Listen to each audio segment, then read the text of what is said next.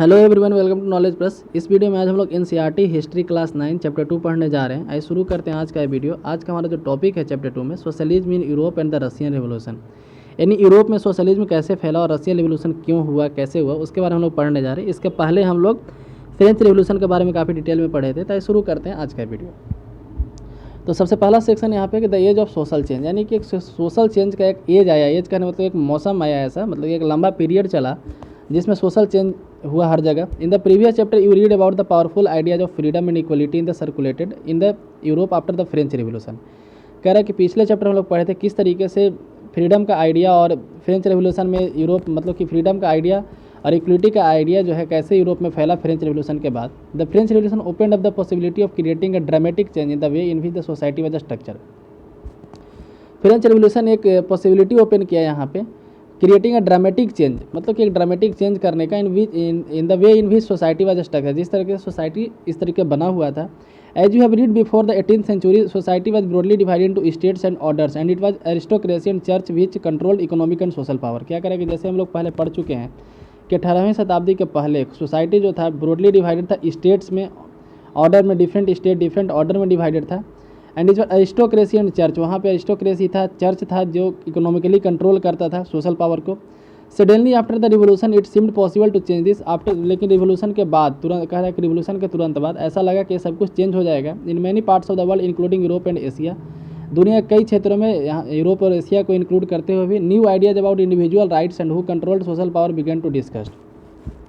तो नए नए आइडिया यहाँ पे मतलब कि चर्चा होने लगे इंडिविजुअल राइट को रिगार्डिंग, और कौन पावर को कंट्रोल करेगा इसके रिगार्डिंग यहाँ पे डिस्कस होने का। In India Raja Ram Mohan Roy Derozio talked of significance of the French revolution. India में राजा राम मोहन राय, डेरोजियो, ये सब जो है फ्रेंच रिवोल्यूशन से काफ़ी ज़्यादा इंस्पायर हुए। And many of the debates the idea of post revolutionary Europe, और रिवोल्यूशन के बाद यूरोप में क्या स्थिति आया उसको देखते हुए इंडिया में भी लोग यहाँ पे डिस्कस करने लगे। The development in the colonies intercept this ideas of societal change. क्या कह रहा है कि डेवलपमेंट इन द कॉलोनीज जो डेवलप यहाँ पे हुआ, the development in the colonies intercept the idea of societal change, society में जो चेंज हो रहा था उसके बारे में डिफरेंट आइडिया को यहाँ पे रिसेप्ट किया गया। Not every one Europe how ever wanted a complete transformation of society. क्या कह रहा है कि सिर्फ यूरोप में सिर्फ यूरोप में ही नहीं बल्कि हर कोई ये चाहता था complete transformation of the society completely transform हो जाए। Responses varied from those who accepted that some was necessary, some change was necessary but who wished for a gradual shift. क्या कह रहे हैं कि यहाँ पे रिस्पॉन्स हालांकि वेरी करता था, एक दूसरे पर डिपेंड कर, मतलब कि एक दूसरे से चेंज होता था, हर कोई एक ही बात से सहमत नहीं था। कुछ लोग कहते थे कि some was necessary, who accepted some change was necessary, कुछ लोग कहते थे कुछ चेंज नेसेसरी है लेकिन हम लोग धीरे धीरे चेंज करेंगे, wished for a gradual shift. और those who wanted to restructure society radically, कुछ लोग थे तो जो अचानक से सोसाइटी में बदलाव चाहते थे, तुरंत बदलाव चाहते थे। Some were conservatives, other were liberals and radicals. क्या करें, कुछ लोग कंजर्वेटिव थे, कुछ लिबरल्स और रेडिकल्स थे। What is the term really mean, ये जो टर्म है कंजर्वेटिव, लिबरल्स, रेडिकल, इसका मतलब क्या होता है in the context of time. What spread these stands of politics and what link them together. क्या कह रहा है कि किस बात पे सेपरेट होते हैं पॉलिटिक्स में लिबरल्स, रेडिकल्स, ये सब जो है किस बात पे सेपरेट होते हैं, मतलब कि सेपरेट, इनका क्या आइडिया में क्या डिफरेंस होता है, इसको क्या जोड़ता है, ये सबको क्या जोड़े रखता है, इसके बारे में हम लोग यहाँ पे पढ़ने जा रहे हैं। We must remember that this terms do not mean the same thing in all context or all times. क्या कर हम लोग का ध्यान रखना चाहिए कि इस वर्ड्स का meaning her context of time में चेंज होते रहता है, मतलब टाइम के अनुसार चेंज होते रहता है, हमेशा इसका मीनिंग एक समान नहीं होता, मतलब एक जैसा नहीं होता, ऐसा बोल सकते हैं।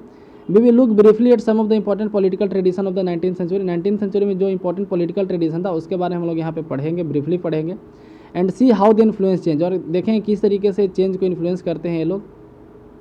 Then we will focus on one historical event in which their attempt or radical transformation society. और हम लोग यहाँ पे देखेंगे कि कोई एक हिस्टोरिकल इवेंट के बारे में पढ़ेंगे जिस तरीके से पूरा सोसाइटी में रेडिकल ट्रांसफॉर्मेशन हुआ। Through the revolution in Russia socialism became one of the most significant and powerful idea to shape society in the 20th century. Russia में रिवोल्यूशन के कारण, है ना, रिवोल्यूशन के द्वारा रसिया में जो रिवोल्यूशन उसके बाद सोशलिज्म जो है एक इंपॉर्टेंट, सिग्निफिकेंट और पावरफुल आइडिया बना सोसाइटी में 20th सेंचुरी में, 20th सेंचुरी की सोसाइटी में। नेक्स्ट है लिबरल्स, रेडिकल एंड कंजर्वेटिव, इसके बारे में हम लोग यहाँ पे पढ़ने जा रहे हैं। One of the group which look to change society were the liberals. क्या करेंगे, जो सोसाइटी में चेंज चाहते थे उन्हीं में से एक ग्रुप था लिबरल्स का। Liberals wanted a nation which tolerated all religion. Liberals ऐसा देश चाहते थे जो हर रिलीजन, हर धर्म को माने, है ना। लिबरल्स जो थे ऐसा देश चाहते थे जिसमें हर धर्म को टॉलरेट किया जाए, उसको बर्दाश्त किया जाए, बोल सकते हैं, सहिष्णुता हो। We should remember that this time European states usually discriminate in the favour of one religion or another. इस समय जो है यूरोपियन स्टेट में एक रिलीजन को दूसरे रिलीजन से डिसफेवर किया जाता था, मतलब नीचा दिखाया जाता था, बोल सकते दोनों धर्म एक दूसरे को विपरीत थे। Britain favour the church of England, Austria and Spain favour the Catholic church. क्या करे कि ब्रिटेन जो है चर्च ऑफ इंग्लैंड को फेवर करता था, वहीं ऑस्ट्रिया स्पेन जो है चर्च कैथोलिक चर्च को, चर्च मतलब कि क्रिश्चियन भी कई पार्ट में बटा हुआ है, ऐसा आपको पता भी होगा। Liberals also oppose the uncontrolled power of dynastic rulers. जो डायनेस्टिक रूलर्स हैं, मतलब कि जो वंशानुगत रूलर हैं, जो राजा के बेटा के इस तरीके के राजा बने हैं, ठीक है, उनका जो अनकंट्रोल्ड पावर था, मतलब कि असीमित पावर जो यहाँ पे दिया गया था डायनेस्टिक रूलर्स को, इसके विरोधी थे लिबरल्स जो थे। They wanted to safeguard the right of individuals against government के इंडिविजुअल के अगेंस्ट जो है सेफगार्ड चाहते थे। They argued for a representatives elected parliamentary government subject to law interpreted by a well trained judiciary that was independent rulers and officials. क्या करा है कि वो चाहते थे कि एक रिप्रेजेंटेटिव्स का सिलेक्शन किया जाए, यहाँ पे एक इलेक्टेड पार्लियामेंट्री गवर्नमेंट हो जो लॉ को इंटरप्रेट करे, उसके लिए जो है जुडिशियरी हो लॉ को इंटरप्रेट करने के लिए, जो रूलर और ऑफिशियल से इंडिपेंडेंट हो। However they were all called Democrat, इसलिए उनको डेमोक्रेट्स, हालांकि वो डेमोक्रेट्स नहीं थे, है ना, ये सब डेमोक्रेसी का पहचान है, लेकिन लिबरल्स लोग डेमोक्रेट्स नहीं थे। They did not believe in universal adult franchise. Universal adult franchise मतलब हर किसी को वोट देने का राइट हो, इस बात में लोग विश्वास नहीं करते थे।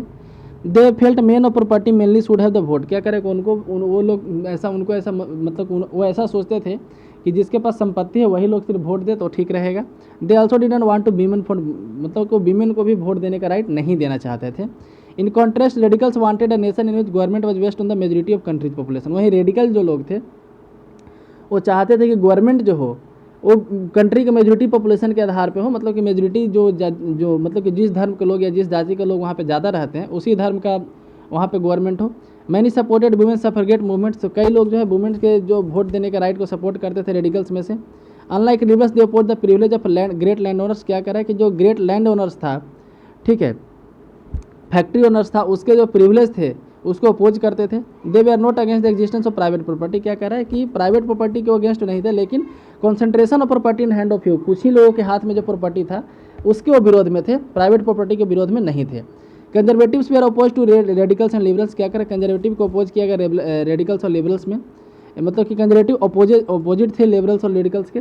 After the French revolution however even conservatives had open their mind to need for change. कह रहा है कि हालांकि फ्रेंच रिवोल्यूशन के बाद कंजर्वेटिव लोग भी अपना दिमाग बदल चुके थे बदलाव के लिए, कि बदलाव लाना जरूरी है, लेकिन कंजर्वेटिव जो थे पुराने जमाने वाले आदमी होते थे, मतलब पुराने सोच वाले आदमी होते थे जो बदलाव नहीं लाना चाहते थे। Earlier in the 18th century conservatives have been generally oppose the idea of change. क्या करें कि 18th सेंचुरी में देखा जाए, 18th सेंचुरी के शुरुआत में जो कंजर्वेटिव थे अपोज करते थे आइडिया ऑफ चेंज को। By the 19th century they accepted that some change was inevitable. 19th century तक उन लोगों को लगा कुछ चेंज यहाँ पे जरूरी है, but believe that past had to be respected and change to be brought about through a slow process. लेकिन वो कहते थे कि जो पास्ट है, जो हमारा बीता हुआ कल है, उसको रिस्पेक्ट किया जाना चाहिए और जो चेंज आना चाहिए वो धीरे धीरे आना चाहिए, अचानक से नहीं आना चाहिए। Such differing ideas about social change clash during the social and political turmoil. क्या करें कि इस तरीके का डिफरिंग आइडिया जो है, ठीक है, इस तरीके का डिफरिंग आइडिया जो है about societal change clash during, इस तरह का डिफरिंग आइडिया जो है सोसाइटल चेंज में आया फ्रेंच रिवोल्यूशन और पॉलिटिकल टर्मोइल आया फ्रेंच रिवोल्यूशन के बाद। The various attempt at revolution and national transformation in the 19th century help define both the limits and potential of this political tendency. क्या करें कि various attempt at revolution, कई बार revolution का attempt किया गया, national transformation का भी यहाँ पे अटेम्प्ट किया गया 19th सेंचुरी में, जिसके कारण से जिसके क्या मदद मिला, help to define both the limit, जिससे लिमिट भी डिफाइन करने का मौका मिला राजा का, और potential of the political tendency. आगे बढ़ते तो industrial society and social change के बारे में पढ़ना है। तो this political trends were sign of a new time. क्या करें, जो पॉलिटिकल ट्रेंड थे नए जमाने का मतलब की ओर इशारा कर रहे थे। It was a time of profound social and economic change. एक ऐसा समय था जिसमें नया सोशल और इकोनॉमिक चेंज का यहाँ पे टाइम था। इट वॉज अ टाइम है न्यू सिटीज केम अप। ये ऐसा समय था जहाँ पे नए नए शहर बन रहे थे, न्यू इंडस्ट्रियलाइज रीजन डेवलप, नए नए रीजन डेवलप हो रहे थे। Railway expanded and industrial revolution occur, railway expand कर रहा था, इंडस्ट्रियल रिवोल्यूशन हो रहा था दूसरी जगह पे। Industrialisation brought men and women children factory to work. क्या करें कि इंडस्ट्रियलाइजेशन के कारण मेन वीमेन चिल्ड्रन सब फैक्ट्री में काम करने लगे, मतलब कि फैक्ट्री में काम करने लगे। Work hour were often long and wages और पुअर। वर्क आवर लंबा होता था, मतलब ज़्यादा समय तक काम करवाया जाता था, लेकिन मजदूरी कम दिया जाता था, वेजेज जो होते थे कम होते थे। Unemployment was common particular during the low demand of industrial good. जिस समय इंडस्ट्रियल गुड का डिमांड ज़्यादा नहीं होता था उस समय अनएम्प्लॉयमेंट काफ़ी कॉमन था।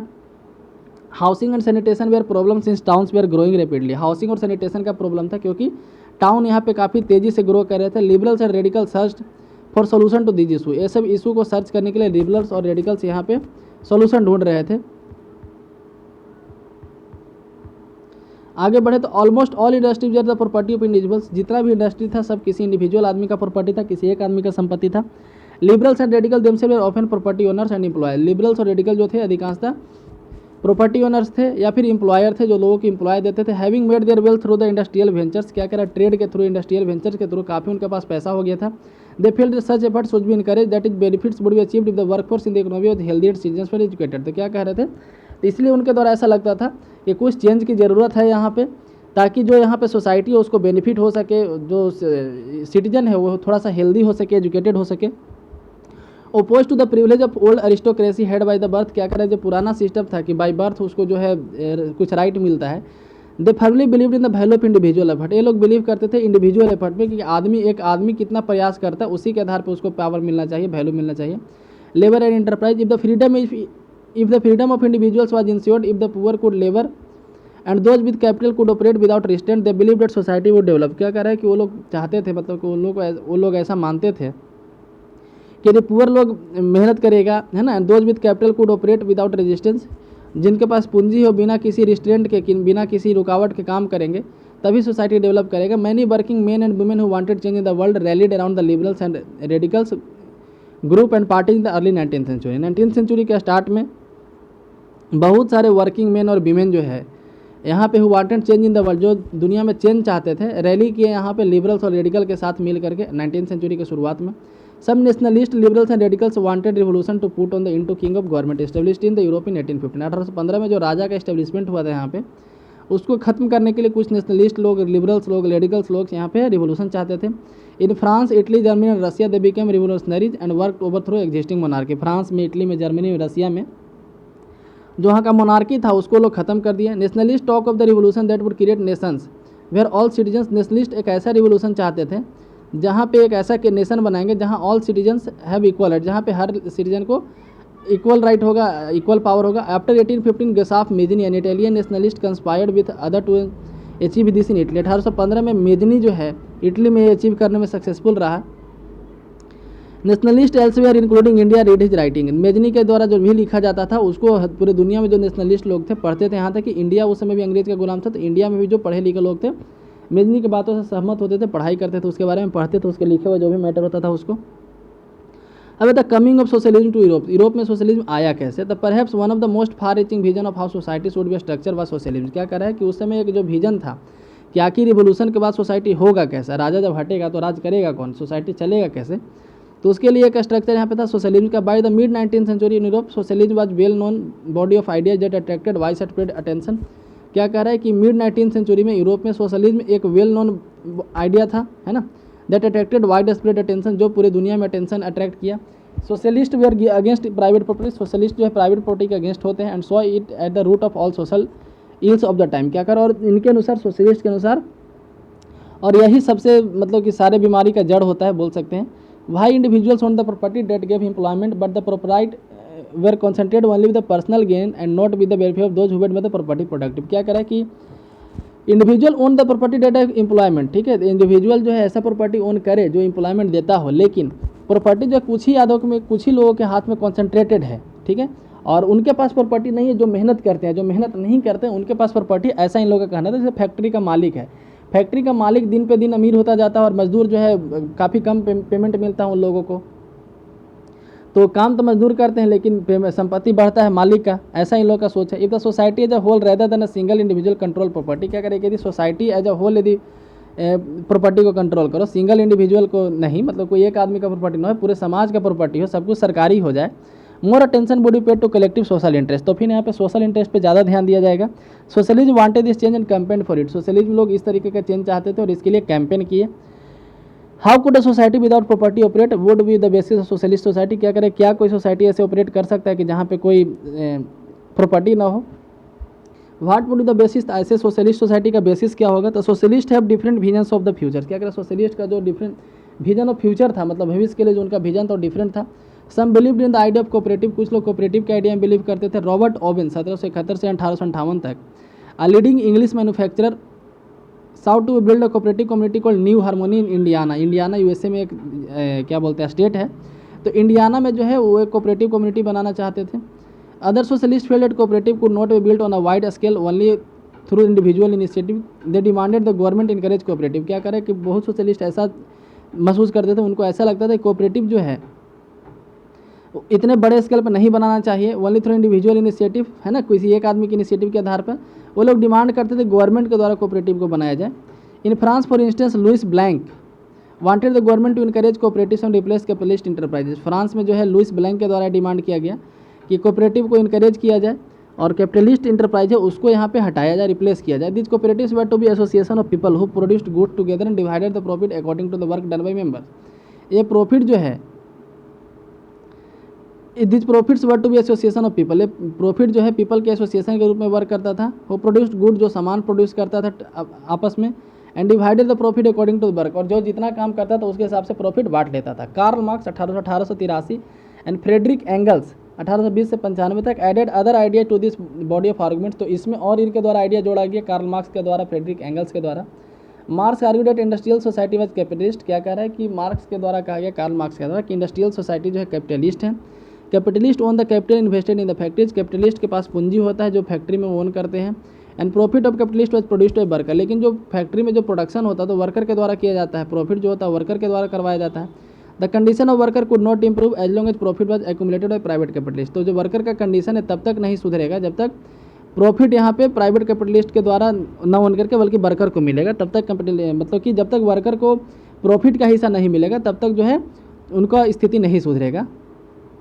Workers had to overthrow capitalism and rule the private property. क्या करें, वर्कर्स को जो है कैपिटलिज्म को ओवरथ्रो करना पड़ेगा, प्राइवेट प्रॉपर्टी का जो रूल है उसको भी ओवरथ्रो करना पड़ेगा।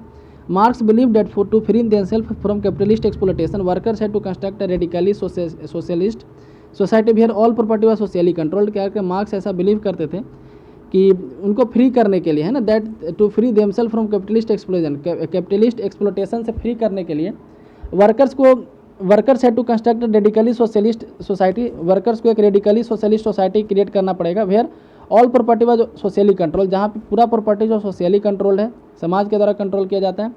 This was a communist society, इसको कम्युनिस्ट सोसाइटी कहा गया।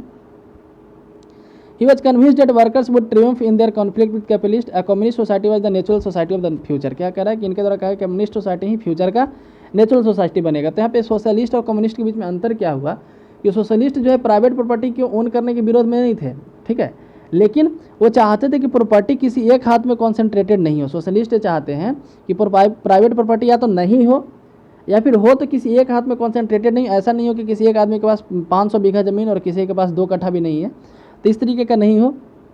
और कम्युनिस्ट का कहना था कि प्राइवेट प्रॉपर्टी होना ही नहीं चाहिए, प्राइवेट प्रॉपर्टी जो है ये होना ही नहीं चाहिए, यही सारे बुराइयों का जड़ है। अब सपोर्ट ऑफ सोशलिज्म, सोशलिज्म के सपोर्ट में क्या क्या बोला जाता था। तब by the 1870 socialist idea spread through Europe, socialist का आइडिया यूरोप में फैला 1870 आते आते। To coordinate their effort socialist form international body namely the second international, तो अपने एफर्ट को आगे बढ़ाने के लिए सोशलिस्ट के द्वारा एक इंटरनेशनल संस्था खोला गया जिसका नाम रखा गया सेकेंड इंटरनेशनल। संस्था का नाम रखा गया second international. Workers in the England and Germany began forming association to fight for better living and working condition. जो वर्कर थे इंग्लैंड और जर्मनी में एसोसिएशन बनाए इतने बेटर लिविंग कंडीशन से लड़ने के लिए, वर्किंग एसोसिएशन बनाए। They set up fund to help members in the time of distress and demanded reduction of working hours and right to vote. क्या कह रहे हैं कि वो लोग एक फंड सेटअप किए मेंबर्स को हेल्प करने के लिए, जब बुरा स्थिति है, डिस्ट्रेस का स्थिति है, उस स्थिति में मेंबर्स को मदद करने के लिए। और रिडक्शन का डिमांड किया, demanded reduction in working hour, working hour में रिडक्शन का डिमांड किए कि वर्किंग आवर को कम किया जाए, राइट टू वोट दिया जाए हर किसी को।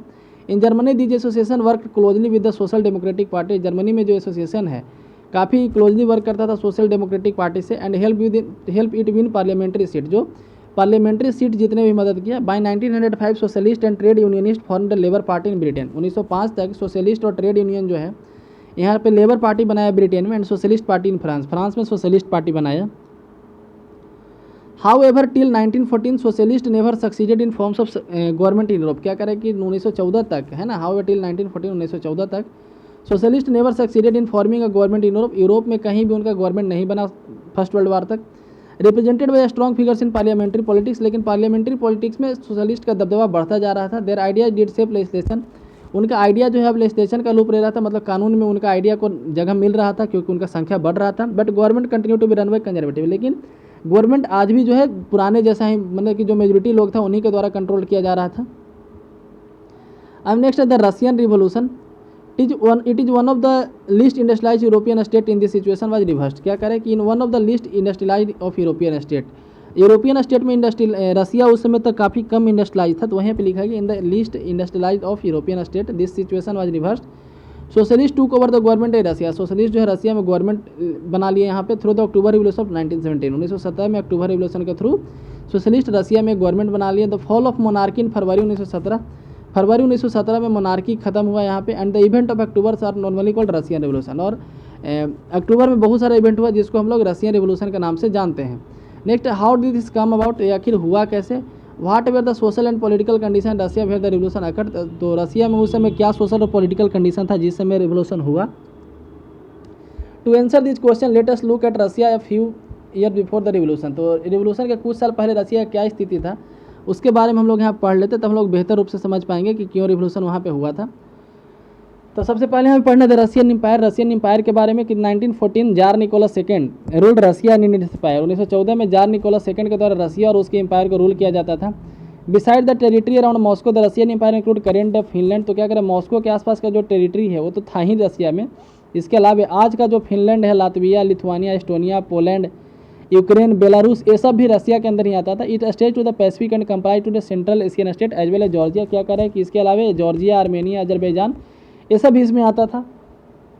The majority region was Russian Orthodox Christianity, यहाँ का अलग टाइप का क्रिश्चियनिटी था, ऑर्थोडॉक्स मतलब काफ़ी पुराने परंपरा पे था, which had grown about the Greek Orthodox Church, but the empire also included Catholics, Protestants, Muslim and Buddhist, लेकिन यहाँ पे मुस्लिम और बुद्धिस्ट लोग भी रहते थे।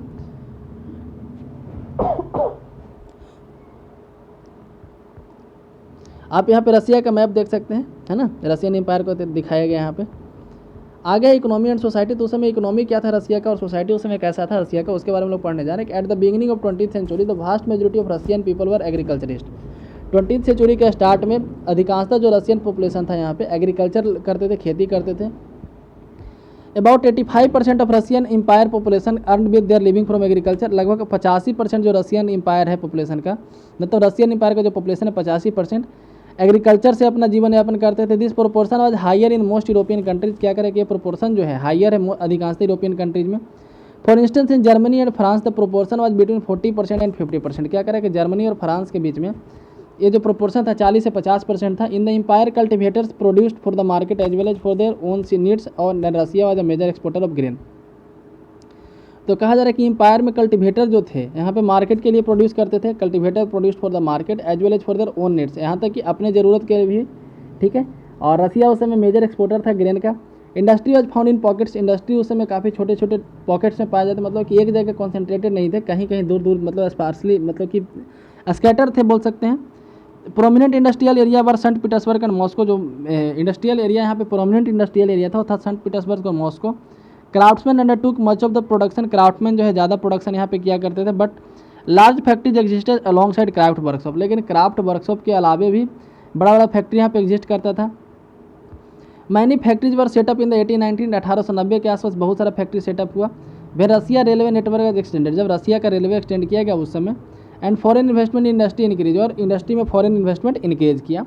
कोल प्रोडक्शन डबल्ड, कोल का प्रोडक्शन डबल हुआ। And iron and steel output quadrupled, और आयरन और स्टील का जो प्रोडक्शन था वो क्वाड्रपल्ड यानी कि 4 गुना हुआ।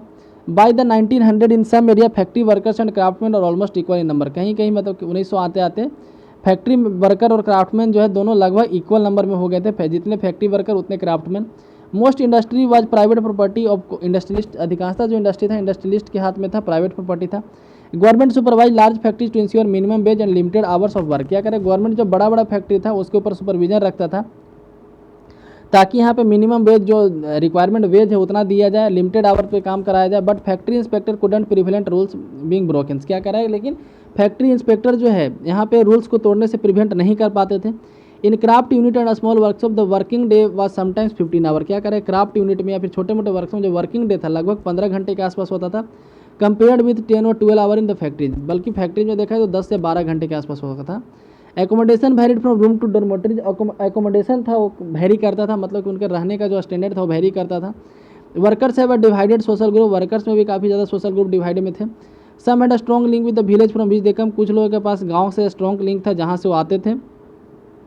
Other had settle in the cities permanently, कुछ लोग जो है गाँव में शहर में परमानेंटली यहाँ पे सेटल हो गए थे।